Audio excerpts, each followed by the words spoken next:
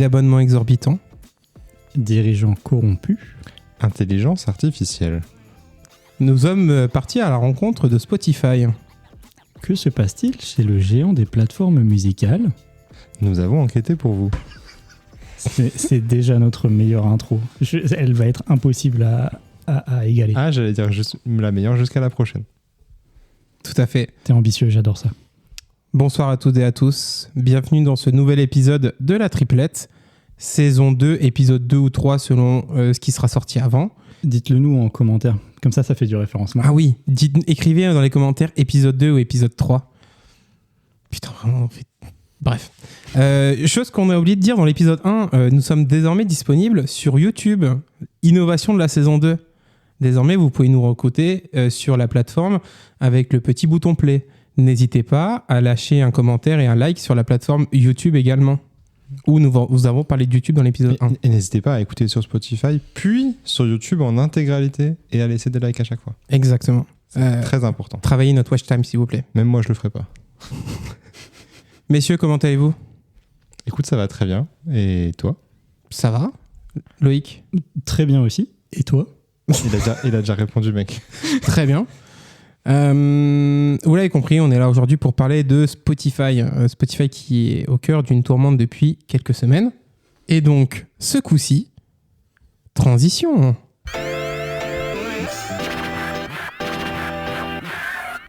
Il est possible qu'on soit déjà au deuxième enregistrement parce que j'avais pas lancé le premier enregistrement. Du coup, Spotify au cœur de la tourmente depuis quelques semaines. Oui, c'est bien en live là ce coup-ci. Il faudrait un petit bouton qui clignote pour qu'on soit sûr quand même. Non, mais en fait, ce qui est fou, c'est qu'il y a vraiment un bouton qui clignote sur mon truc. Donc, c'est juste que j'ai pas regardé. Donc, du coup, il a volontairement perdu un enregistrement et là, il a encore essayé de nous saboter. Voilà. C'était le fameux épisode à blanc qu'on a évoqué. Ça fera un Lost Media en plus pour Feldup. Exactement. On est là du coup pour parler Spotify qui est dans l'œil de la tempête. Enfin, d'après les médias et finalement pas tant que ça vu les chiffres, mais qui fait face à un gros shitstorm sur les réseaux pour plusieurs raisons. Le prix de la plateforme qui a augmenté, l'IA qui s'est intégrée sur pas mal sur la plateforme, des artistes qui sont rémunérés de manière réduite, enfin très peu rémunérés, j'ai envie de dire. Au lance-pierre, on peut le dire. Tout à fait. L'idée aujourd'hui, c'est qu'on puisse un petit peu en débattre parce qu'on n'est pas tous forcément d'accord avec tous les arguments qui ont été évoqués. Et on a tous un peu une idée différente sur Spotify puisque finalement, on écoute tous les trois, on utilise tous les trois Spotify encore aujourd'hui. On est parti ? Yes. Mon avis un petit peu sur toute cette histoire, un peu comme toutes les plateformes, en tout cas toutes les plateformes de musique, je trouve que ce qui différencie Spotify des autres, c'est la créativité, le fait qu'ils puissent avoir des outils de recommandation ou des playlists hyper spécifiques qui sont très fortes. Mon avis là-dessus, c'est que je pense qu'actuellement, tout ce qui va concerner IA, tout ce qui va concerner la création de contenu par IA, je commencerai par cet argument-là, moi de mon côté, j'en ai pas entendu une seule fois depuis que je suis arrivé sur la plateforme, et même régulièrement, parce que moi, j'utilise beaucoup la fonctionnalité aléatoire générée. Je ne sais pas si vous l'utilisez aussi. Non, en fait, c'est quand vous appuyez sur aléatoire 2 fois, vous avez un aléatoire généré. Moi, je l'ai désactivé parce que j'aimais pas du tout ce qu'il me propose. Mais du coup, ça te permet d'avoir du contenu en plus. Et c'est beaucoup d'utilisateurs qui se plaignaient de cette fonctionnalité puisque c'est à ce moment-là qu'ils généraient pas mal d'IA. Moi, de mon côté, j'en ai eu très peu. Alors, est-ce que c'est parce que j'écoute des artistes dont on arrive à avoir une reconnaissance et une fiabilité de matching avec d'autres artistes assez forte. Mais en tout cas, je ne l'ai pas eu. Mais dans tous les cas, la grosse critique là-dessus, c'est Spotify se permettrait du coup de mettre en avant ces artistes IA puisqu'ils ne coûtent pas d'argent, puisqu'il n'y a pas besoin de commissionnement. Et en fait, ce qui se dit, c'est que c'est Spotify qui développe même ces algorithmes d'IA et de création de musique pour du coup ne plus payer de commissions aux artistes parce que du coup, si c'est leurs propres artistes qui sont sur la plateforme, plus besoin de les rémunérer. Parce que du coup, pardon, petit retour en arrière un peu pour remettre du contexte. La critique, c'est qu'il y a de plus en plus d'artistes générés, enfin, entre guillemets, de faux artistes ou de chansons générées par intelligence artificielle sur Spotify. Ouais. Ça, j'avais entendu pour le coup. Et je suis assez d'accord avec toi. Moi, ça n'est jamais arrivé dans mes oreilles. Donc, je sais pas à quel point c'est vraiment généralisé ou pas. Mais j'étais pas du tout au courant de cette histoire de ils doivent pas les rémunérer et ce serait Spotify qui les ferait. Parce que pour moi, si tu crées un profil artiste et que tu uploads des chansons sur Spotify, qu'elles soient générées par IA ou pas, pourquoi il faudrait pas que tu sois rémunéré, genre? Parce qu'en fait, là, dans ce cas-là, c'est pas des artistes qui créent les... Enfin, c'est pas des humains autres que la plateforme qui les crée. C'est la plateforme qui se crée ses propres artistes artificiels pour diffuser des musiques qui sont générées par Spotify, eux, en direct. Et c'est quoi l'intérêt pour Spotify de rajouter du contenu comme ça? Alors, de 1, ça permet en fait de plus monétiser le contenu, puisque vu que c'est leurs propres sons qui sont générés, plus besoin de rémunérer les artistes qui diffusent sur la plateforme.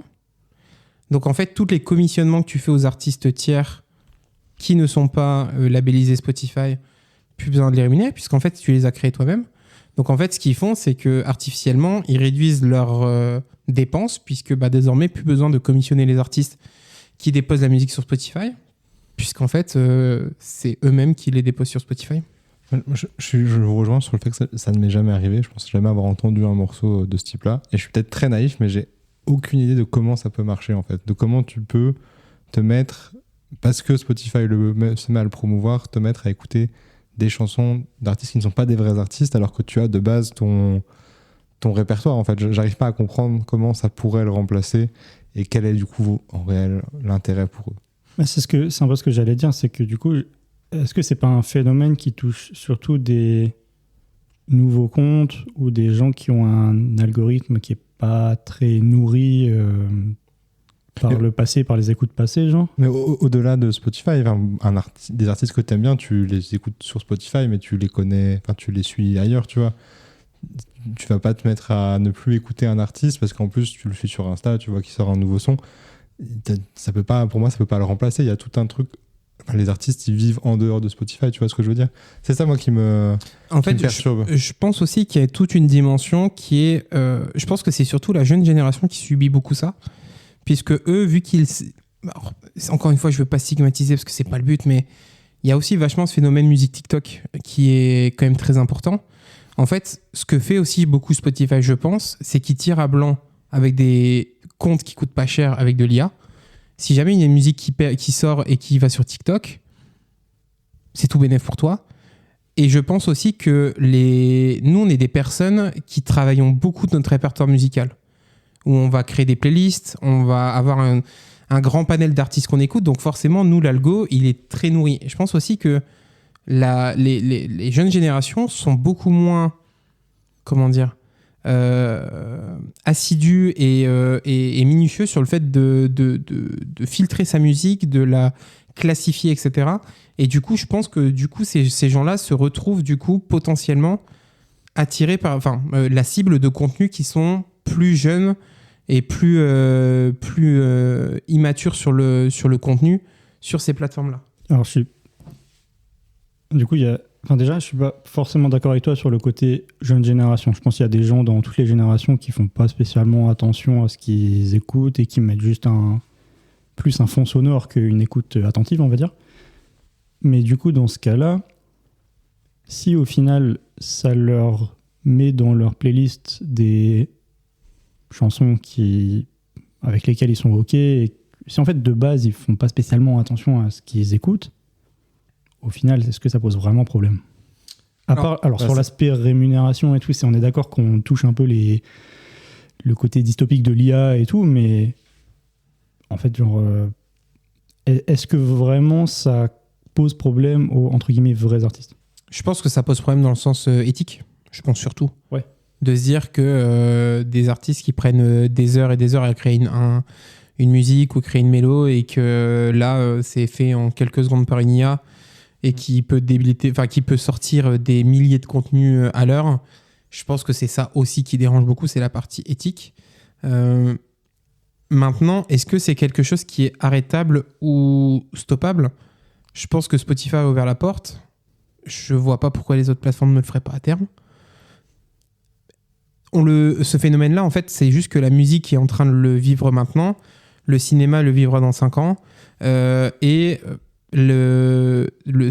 cette création de contenu artificiel va finir par toucher tous les métiers de la création artistique. Et c'est juste que là, on est en pile dedans parce que l'acteur majeur a tenté quelque chose. C'est mon avis. Et que malheureusement, je pense pas que ça s'arrêtera. C'est plus comment tu fais demain, toi, en tant que consommateur qui veut pas en consommer, comment tu fais pour l'identifier. C'est plus là où, pour moi, j'ai un problème. C'est que pour moi, qu'il y ait du contenu IA sur la plateforme, ça me dérange pas. Par contre, moi, en tant qu'auditeur, j'aimerais savoir quand c'est le cas. Là, pour le coup, je suis assez d'accord avec toi. Parce que ce que je voulais dire avant, c'est que il y a un peu une part de responsabilité d'auditeur, sans être critique ou pas, parce que chacun écoute bien ce qu'il veut, mais quelque part, si tu veux pas écouter de chansons par IA ou si tu veux faire attention à tes playlists, ça demande aussi un peu de prendre du temps et de créer tes playlists. Tu vois, tu peux pas, entre guillemets, te lancer Spotify en full aléatoire et te plaindre du contenu que tu vas entendre. Et c'est pour ça où je disais que d'un point de vue auditeur, ça pose pas forcément de problème. Là où je suis d'accord, par contre, c'est qu'il faudrait que ce soit identifié. Ouais. Ouais, parce que là, ce que tu décris, en fait, c'est avant Spotify, les gens qui faisaient ça, ils mettaient la radio. Exactement. Et du coup, ça rémunérait quand même des gens derrière, les artistes, les radios, la prod. Et là, c'est plus le cas. Ok, mais alors c'est un vrai problème, mais pour le coup, c'est pas nouveau et c'est pas lié à l'IA. C'est-à-dire que c'est un autre problème qu'on évoquait en intro et on peut peut-être passer sur cette question-là. C'est que pour moi, d'ailleurs, c'est le seul énorme problème de Spotify. Spotify ne rémunère pas, enfin, s'il rémunère, mais très très mal les chanteurs, musiciens, producteurs de musique en général. Et c'est le cas depuis longtemps. Je pense pas que ce soit amené à changer dans les prochains temps. Et ça n'a rien à voir avec l'IA, tu vois. En fait, je trouve aussi que pourquoi Spotify se permet de rémunérer aussi peu les artistes, si on prend un parallèle avec un autre art qui est le cinéma, il y a eu un énorme clash, et c'est pas le premier, ce sera pas le dernier, avec les écrivains, avec les personnes qui écrivent les films, les scénaristes. Ouais. Je cherchais le mot, merci. Il y a eu la grève des scénaristes, et la grève des scénaristes a mis l'industrie à genoux pendant 6 mois. Et ça leur a permis du coup d'aller chercher des meilleures rémunérations, des meilleurs droits, des meilleurs avantages lorsqu'ils sont signés sur des films. Là, demain, le problème que tu as, c'est que les artistes, s'ils décident de boycotter Spotify, comme le feraient du coup les scénaristes avec les films, Spotify, il n'y en a pas grand-chose à faire. C'est-à-dire que si tu n'es pas diffusé sur Spotify, tu perds quand même un énorme gain possible d'argent, même si bien sûr ils sont mal rémunérés. C'est quand même une manne financière qui ne peuvent pas se couper.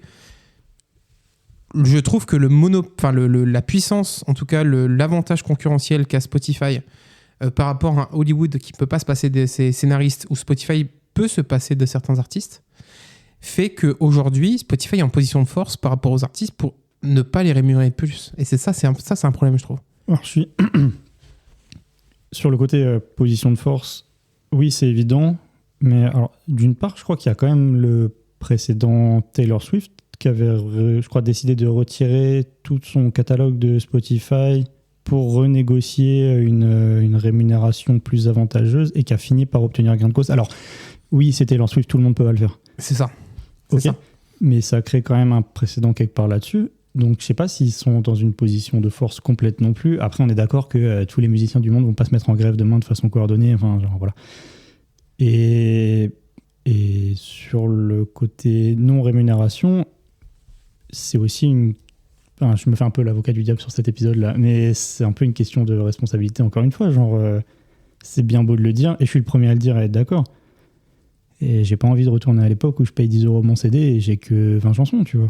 Donc, il y a aussi une question de mode de consommation qui a changé et d'industrie qui a changé dans son ensemble. Et on a beau tirer dessus et dire que c'est nul, je dis mal à voir où est la solution. Oui, c'est ce qu'on disait une autre fois, c'est qu'il n'y a pas d'alternative crédible et qui répond vraiment à toutes les critiques qui peuvent être faites contre Spotify. Il y a certainement, alors je ne connais pas le détail, j'avoue, mais il y a certainement des plateformes qui rémunèrent mieux, mais en même temps, on n'en a pas parlé, mais une autre des critiques qui était faite, ce qu'on disait avant, c'est que le propriétaire a aussi des des prises de position politiques ou des intérêts, on va dire, économiques dans des sociétés d'armement, par exemple. C'est ça qui a été aussi pointé du doigt. Si on regarde toutes les plateformes de streaming, je pense qu'on peut trouver la même chose, enfin de streaming musical, on peut trouver la même chose de partout. Donc il n'y a pas de concurrents, enfin il y a des concurrents, mais il n'y a pas d'alternative sérieuse ou clean, évidente à Spotify. Ça c'est clair. Après, pour revenir sur la partie rémunération, on parlait du prix de l'abonnement qui a quand même beaucoup augmenté au début de l'émission. Moi, mon avis aussi, c'est que je pense, et tu viens de le dire avec le prix du CD pour payer 20 sons, payer 10 balles, même si on sait que Cédric est un énorme collectionneur de CD, hein, bien sûr. Mais Loïc également. C'est vrai. T'as quand même une plus grosse collection que Loïc A, je pense. On n'est pas là pour comparer la taille de nos collections. Mais... C'est vrai. Pas d'ego. Est-ce que 10 €, c'était le bon prix pour avoir un catalogue aussi dense de musique avec vraiment tout ce que tu peux trouver dans le monde en termes de musique disponible en quelques secondes? Est-ce que la bulle était trop spéculative au début et qu'aujourd'hui on paye ces années où ça aurait dû être plus cher et maintenant vu qu'on s'y habitue à ce prix-là, on comprend pas pourquoi ça augmente aussi fort et surtout aussi rapidement. Autre exemple sur les plateformes de streaming, Netflix est dans le même cas, c'est-à-dire que Netflix coûtait 7,99 €, un truc du genre je crois au début. Aujourd'hui, tu te tires pas sur une licence en dessous de 20 balles, sauf si tu veux des pubs. Je crois que c'est 15 la moins chère. Si tu prends pas les trucs en HD et que tu as vraiment le minimum du minimum. Ok, et 7 € et 7 € maintenant, c'est pub comprise. Je crois que c'est ça. Ouais. Pareil, est-ce que ça aussi ce sera un débat, mais est-ce que le modèle sans pub est encore voué à continuer sur des plateformes de musique aussi, hein? C'est clair que c'est un modèle qui est bizarre. Enfin, moi, après, effectivement, en prenant du recul, c'est pas un prix énorme à payer pour la quantité de musique que tu peux écouter. Donc, ça a complètement dérégulé le marché et Netflix est un bon exemple aussi. Mais c'est vrai que, voilà, après, hormis la solution du téléchargement illégal dans le passé, YouTube MP3 m'a sauvé la vie. Un convertisseur, évidemment, pour récupérer des sons YouTube. Moi, je pourrais payer 20-25 € pour écouter de la musique. C'est pas un prix qui me choquerait quand tu vois la quantité que tu as derrière. Mais comme ça se fait progressivement et qu'on est parti, comme tu l'as dit, d'un prix bas, ça fait grincer des dents. Bah, c'est un peu... Sur la question du prix, moi, ça me choque pas que ça augmente. Je pense que tu as complètement raison, Romain. C'était une bulle au début. Et 10 € par mois pour avoir accès à l'intégralité de la musique du monde, c'est ridiculement bas. En fait, ça devrait être 2, voire peut-être 3 fois plus cher. Le problème, c'est qu'il faut qu'ils fassent les choses correctement avec cet argent. C'est-à-dire que quand l'abonnement augmente, la rémunération des artistes devrait augmenter de la même façon. Et pour l'instant, c'est pas le cas. Il y a aussi une question subsidiaire à ça qui est que ils ont mis 20 ans avant d'être rentables ou un truc comme ça, je crois. Il n'y a que depuis 2 ou 3 ans qu'ils font des bénéfices. C'est genre, c'est que même eux reconnaissent que leur prix de base, il était sûrement trop agressif. Je pense que c'était la stratégie. La stratégie, c'était de dire on fait du volume. De prendre une position de monopole de fou. Mais aujourd'hui, effectivement, on en a bénéficié pendant un moment, mais je pense qu'il faut être honnête aussi et que le prix augmente, c'est normal. Mais il faut que cet argent il soit utilisé correctement, quoi. Je suis d'accord, le problème c'est qu'il y a un manque de sens. C'est-à-dire que tu reçois 1000 en cours, ça a augmenté de 2 €, on se revoit dans 6 mois pour que je te redonne le nouveau prix. Il y a aussi un autre truc, je pense qu'au début, ils pouvaient se permettre d'être très agressifs puisque l'objectif c'était de faire du volume. Et du coup, si tu fais du volume à 9,90 €, tu le fais. Le problème c'est que je pense qu'aujourd'hui, par rapport à avant, le camembert à se partager entre les artistes est beaucoup plus gros puisque, quoi qu'on en dise, Spotify a permis aussi à beaucoup de petits artistes et des artistes moyens de trouver une audience et de trouver des écoutes. Du coup, ça fait que le nombre d'artistes qui doivent se partager les rémunérations sur Spotify par rapport à avant où tu devais acheter les disques et donc du coup, tu étais limité par l'écoute, par la production des CD, ça fait que du coup, aujourd'hui, le camembert d'artistes est beaucoup plus élevé et donc tu te retrouves avec un prix à 9,90 €, avec à un moment donné un plafond de verre qui est le nombre d'abonnés que tu puisses avoir, parce qu'on va pas se mentir, qui n'a pas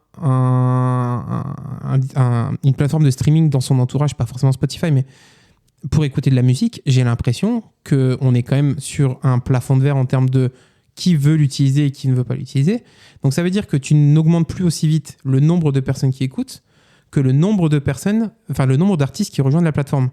Et donc du coup, forcément, si le camembert est toujours plus gros, il faut trouver plus de bénéfices. C'est vrai qu'il n'y a plus l'espèce d'intermédiaire ou de régulation qui se faisait via les labels avant, qui avait un peu entre guillemets, faisait la décision de qui avait le droit de sortir un album ou pas, et qui du coup pouvait prétendre à cette part du gâteau, quoi. Là maintenant, tout le monde peut uploader un podcast réalisé à 3 dans une sombre cuisine et faire ce qu'il veut, tu vois. J'allais dire, effectivement, est-ce qu'on n'est pas nous-mêmes une partie du problème en voulant notre part du gâteau, alors qu'on est en train de dire que Spotify, c'est de la merde, en fait. Qui est gigantesque, hein, cette part du gâteau, on rappelle. Actuellement, j'ai 2 stagiaires, voilà, faut le dire. Ils ne sont pas rémunérés. Mais ta rémunération par toi, par contre. et on voulait lancer d'ailleurs un appel à Deezer, Tidal et compagnie. On peut changer de diffuseur très facilement. On est là pour l'appât du gain. On est prêt à signer rapidement, de manière efficace et prompte sur d'autres plateformes, en effet. On est diffusé sur toutes les plateformes déjà. Puisque tu parles d'autres plateformes, je pense que c'est aussi important de dire, ok, on tire un peu sur Spotify et clairement, on est tous les 3 d'accord pour dire que le modèle est mauvais, mais on l'a un peu parlé, il n'est pas bien meilleur ailleurs. Les alternatives sont pas là non plus. Hein. Parlons de ton expérience, Loïc, puisque effectivement, il me semble qu'il y a 1 an, tu as voulu quitter Spotify. Effectivement, parce que depuis tout à l'heure, je fais un peu l'avocat de Spotify, mais je suis le premier à dire que c'est naze. Sur la partie algorithme, j'avais des problèmes à un moment. Je trouve qu'ils se sont quand même améliorés. Sur la partie rémunération des artistes, c'est toujours la plateforme qui rémunère le moins bien les artistes. Je suis donc allé tester pour vous Tidal, puisque Tidal était, il y a 1 an, ceux qui rémunéraient le mieux les artistes en termes de rémunération par stream, par artiste. Ça a peut-être changé depuis là. Bref, faut s'accrocher quand vous passez de Spotify à Tidal. Déjà, il y a un truc qui compte pour moi, peut-être pas pour tout le monde, il n'y a pas de podcast sur Tidal. Il n'y a que de la... C'est vrai, il n'y a que de la musique. À l'époque, il n'y avait pas non plus tout le catalogue parce que, je sais pas, c'était pas full relié avec DistroKid ou un truc comme ça. Bref, il n'y avait pas autant de choses que sur Spotify. Je pense que ça, maintenant, c'est plus le cas. Mais par contre, l'expérience utilisateur, elle est beaucoup moins bien. Les playlists qu'ils peuvent te proposer, il y en a peut-être 10 fois moins. L'algorithme, pour une raison ou pour une autre, avait décidé que j'étais portoricain et fan de reggaeton. Impossible de le faire changer. Rien contre le reggaeton, je tiens à le dire, mais extraordinaire. Ni contre Porto Rico. Ni contre Porto Rico, bien sûr, j'adore Bad Bunny. Et l'expérience auditeur en général, elle est vraiment pas au niveau de ce que tu peux retrouver chez Spotify. Je suis allé essayer aussi des trucs niche, genre Qobuz, qui est la plateforme avec le meilleur niveau de qualité de morceaux, parce qu'ils ont tout en lossless par rapport à aux compressions que font Spotify et autres. Même chose, alors c'est très cool, le son est très bien, si t'as un bon casque et tout, c'est bien, mais l'expérience utilisateur, elle est nulle. Le catalogue est pas au niveau. Tu finis par revenir sur Spotify, et après tu regardes dans les alternatives où l'expérience utilisateur est la même, genre Deezer, Apple Music et tout, en fait la rémunération des artistes c'est la même chose. Donc pour l'instant en tout cas, pour moi il n'y a pas d'alternative viable, quoi. Moi j'ai une super alternative à te proposer. Tu n'as pas accès pour l'instant, mais tu pourras peut-être dans le futur. Si tu es membre de l'éducation nationale, il y a une application, et je salue ma maman évidemment parce que c'est elle qui l'utilise, qui est atroce, avec un catalogue de musique qui est très bien, mais où en fait tu as un système de playlist. Tu vas sur tes playlists, tu peux choisir la première chanson que tu vas écouter et après tu ne choisis plus. C'est lui qui choisit pour toi, il te met des chansons au hasard et tu dois faire toute une manip si tu veux réécouter la chanson que tu veux. C'est atroce, et elle utilise ça, et je souhaite... elle a beaucoup de courage, mais c'est une alternative qui n'est pas encore au point, ce qui est étonnant de la part de l'éducation nationale. Ça a l'air génial. Je n'ai pas le nom évidemment, mais je me renseignerai pour vous. Petite pensée pour Lucie, l'IA française qui a floppé. Dans la même idée que cette application qui va sûrement flopper si jamais ça sort plus. Vous avez pas entendu parler de ça ? Non. Ok. Ça fera l'objet d'un... Wow. En fait, on savait, mais on voulait te dire...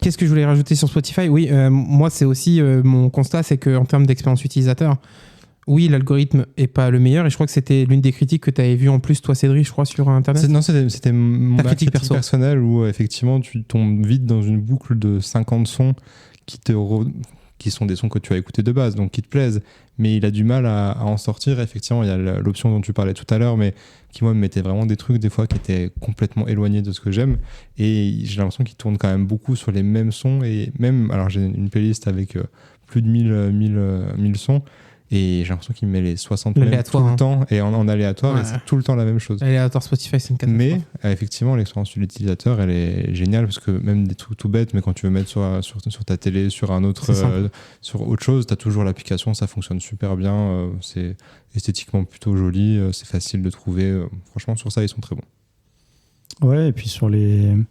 T'as quand même des trucs, je sais plus comment ça s'appelle, je crois que c'est le truc découverte Discover Weekly, ou un truc comme ça, là, qui lui, moi, je trouve, en tout cas pour moi, que l'algo est bien réglé dessus. J'ai que des choses que je ne connais pas et qui correspondent à mes goûts. Mais même les Daily Mix, ils sont plutôt bien. Les Daily Mix, je trouve qu'ils se sont grave améliorés. Je suis d'accord avec vous sur l'aléatoire. Quand tu mets tes titres likés en aléatoire, c'est vrai que c'est souvent une liste d'une 30-50 de chansons qui ressortent tout le temps.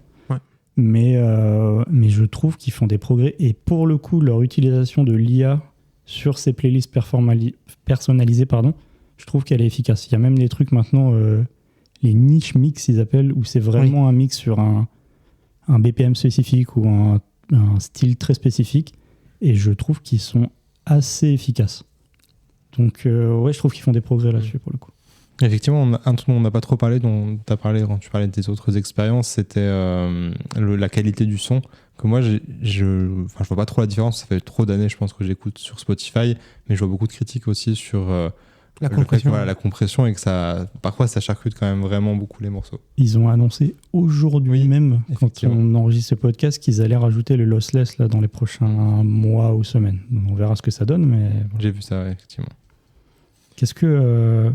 Pardon, tu voulais rajouter un truc? Non, vas-y. C'est quoi vos... Genre, comment on change ce truc? C'est quoi vos idées pour améliorer la situation des plateformes de streaming musical? Dans un monde utopique, qu'est-ce qu'on fait, genre? Qu'est-ce qu'on fait?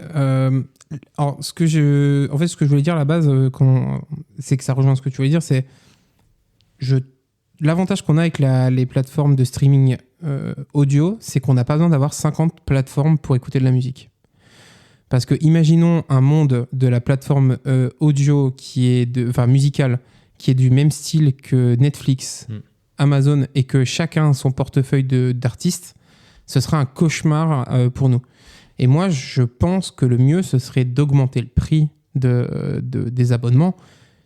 Moi, je préfère mettre 20 balles dans Spotify plutôt que de devoir mettre 30 balles dans 3 plateformes de Netflix, etc., différentes. Ce que j'aimerais, moi, ce que j'apprécie dans la partie musicale, c'est que je n'ai qu'une seule plateforme. Et quitte à avoir une seule plateforme, je suis prêt à la payer plus cher, mais pour avoir le catalogue et pour rémunérer les artistes à la hauteur de ce qu'ils ont. Donc moi, ma reco, parce que je trouve que sinon l'expérience utilisateur est très bien, même si on a des reproches à faire, mais moi, la seule chose qui me déplaît actuellement avec Spotify, c'est le fait qu'ils augmentent le prix de manière trop granulaire, et que du coup, on se retrouve avec des augmentations de prix tous les 2 mois, et en fait, ils finissent par nous prendre pour des cons, parce qu'on sait très bien que le prix a doublé en quelques années. Faites-le une bonne fois pour toutes, expliquez pourquoi, augmentez la rémunération, et vas-y, on part sur un truc plus périn, quoi. Moi, je suis même prêt à mettre 30 € s'ils libèrent Résidu de Vald, qu'on ne peut plus écouter sur Spotify. Et je mets même plus si ils nous rémunèrent, nous, évidemment. C'est vrai, c'est ce que j'allais dire. Moi, si il faut mettre une option podcast et que dedans, nous, on prend un pourcentage dessus, on n'est pas contre. Le Patreon arrive prochainement, n'hésitez pas à donner. C'est quoi, plus sérieusement, c'est quoi le prix max que vous seriez prêt à mettre pour Spotify, genre? 30 €, je pense, c'est bien. Ouais. Franchement, moi, c'est tellement important pour moi, comme tu l'as dit, déjà d'écouter de la musique au quotidien, mais surtout d'avoir tout au même endroit et de ne pas se prendre la tête sur ce point important pour moi dans ma vie, que 30-35 €, j'hésite pas trop. Là où une plateforme de streaming, j'aurais beaucoup plus d'hésitation pour les raisons que tu as citées, entre autres. Mais ouais, c'est un prix qui me semble... Mais après, qui est loin d'être atteignable pour tout le monde. Après, effectivement, il peut y avoir différentes options. On parlait tout à l'heure des pubs. Oui. Moi, typiquement, s'il faut payer 5 € de plus pour ne pas avoir de pub en écoutant de la musique, je les mets bien évidemment tous les jours. Mais il y a des personnes qui ont moins d'importance, enfin la musique a moins d'importance pour eux, qui n'ont peut-être pas les moyens. Donc, D'ailleurs, en parlant d'abonnement, sachez que l'abonnement Netflix avec la pub, c'est l'abonnement le plus diffusé et utilisé actuellement sur Netflix. Ça m'étonne pas, hein, parce que c'est ce que tu disais, enfin ça rejoint ce que tu disais avant. Si tu as envie d'avoir plus qu'une plateforme de streaming vidéo, que tu as déjà Spotify à côté, ça devient vite cher. Hein. Oui, clairement. Et ouais, je vous rejoins sur les 30 €, même un peu 30-35. Je pense que c'est aussi c'est sûrement là qu'il y a le bon point d'équilibre au niveau du prix. Je me demande s'il n'y a pas aussi un système de c'est plus t'écoutes, plus tu payes, ou un truc comme ça, genre pour que justement la logique serait de rémunérer plus les artistes que t'écoutes le plus, tu vois. Et du coup... Tu veux dire une redistribution de ce que toi tu écoutes? Pas forcément, mais en gros, tu sais, tu pourrais avoir des espèces de forfaits où genre... si t'écoutes, je sais pas, j'ai de la merde, 3000 minutes dans le mois, tu payes un certain prix. Si t'en écoutes 6000, tu payes plus cher, un truc comme ça, tu vois. Que les gens qui consomment plus payent plus, en gros. Moi, l'autre idée que j'avais là-dessus, c'était comme Twitch, faire un système d'abonnement. Que tu puisses t'abonner aux artistes à qui tu as envie de t'abonner et leur donner un petit plus. Je trouvais ça bien parce que je trouve que par exemple sur YouTube et sur Twitch, ça marche bien. Si tu as envie de juste regarder du contenu, bah tu payes tes pubs. Si tu as envie de donner un petit peu plus, tu mets ton petit abonnement à 2-3 €, 3-4 € comme il y a actuellement, et tu soutiens les artistes un petit peu plus. Ou alors un système de tips où tu donnes de temps en temps aux artistes que tu préfères. J'avais vu une critique d'une personne qui disait qu'ils allaient de plus en plus vers un système où c'était pas une plateforme de streaming, mais ça devenait presque un réseau social. Et du coup, ça colle à ce que tu dis. En fait, ils vont là-dessus, ils développent un peu comment on dit, le fait d'impliquer les gens. L'interaction. Voilà, exactement. Donc ça pourrait être une solution effectivement intéressante. Mais est-ce que du coup tu tombes pas un peu dans un espèce de cercle vicieux où en fait naturellement les gens qui vont le plus bénéficier de ce genre de système-là, c'est les gens qui ont déjà beaucoup de visibilité. Je suis vraiment pas sûr de ça. Parce que sur Twitch par exemple, tu as aussi les gens de niche avec leur audience de niche qui est hyper impliquée et engagée. J'avais vu un truc là-dessus aussi, c'est pas les plus petits streamers n'ont pas forcément moins d'abonnés, enfin de part d'abonnement, exactement. Puisqu'en fait, ils ont des gens qui sont hyper engagés dans leur communauté. Je prends un exemple tout bête. Toi qui écoutes des artistes hyper niche, je pense que tu serais plus enclin à leur donner à eux plutôt qu'à Kendrick Lamar. Oui, c'est vrai. Oui, c'est vrai. Tu vois, mais je sais pas si c'est une tendance générale. Moi, je pense aussi parce que là, on pourrait se dire que on revient au modèle d'avant où les artistes les plus gros étaient ceux qui étaient rémunérés, les autres n'étaient pas exposés. Mais là, c'est pas le cas parce que tu as le catalogue avec tout le monde. Tout à fait. Tu choisis en fonction de ta priorité. Et on t'impose pas, même si le système de playlist, radar des sorties, machin, il t'impose quand même certains artistes, mais tu peux toujours te faire ton propre catalogue. Moi, par exemple, mon Twitch Prime, je le mets jamais sur les gros streamers. C'est les petits streamers que je regarde, je mets toujours mon Twitch Prime dessus. Et pour ça, on te félicite, Romain. Effectivement, bravo. Messieurs, c'est la pyramide. Le ruissellement. Je voulais juste dire un truc parce que tu as parlé de Patreon tout à l'heure. Pour les auditeurs les plus âgés, c'est l'équivalent d'un chapeau dans un spectacle. Voilà. je pense à toutes les tranches d'âge. C'est comme si on était à la fin du podcast et qu'on présentait notre chapeau pour la petite pièce. À votre bon cœur, monsieur, dame. Tout à fait. Est-ce que vous avez quelque chose à rajouter sur ce sujet ? Du coup, n'hésitez pas à mettre des pièces dans le chapeau parce que ça devient difficile de manger pour les deux stagiaires là. N'hésitez pas aussi à nous donner votre avis sur Spotify parce que c'est quand même un sujet qui touche beaucoup de monde. C'est quand même la plateforme la plus utilisée dans le monde, donc forcément 2/3 d'entre vous sont en train d'écouter sur Spotify. Donc du coup, dites-nous ce que vous en pensez et quelles alternatives on pourrait avoir et quel système on pourrait avoir au-delà de ce qu'on a évoqué nous. Messieurs, merci à vous pour ce podcast. On a duré 34 minutes, on est à peu près dans les temps. Parfait. Merci à vous et à la prochaine. Merci à vous.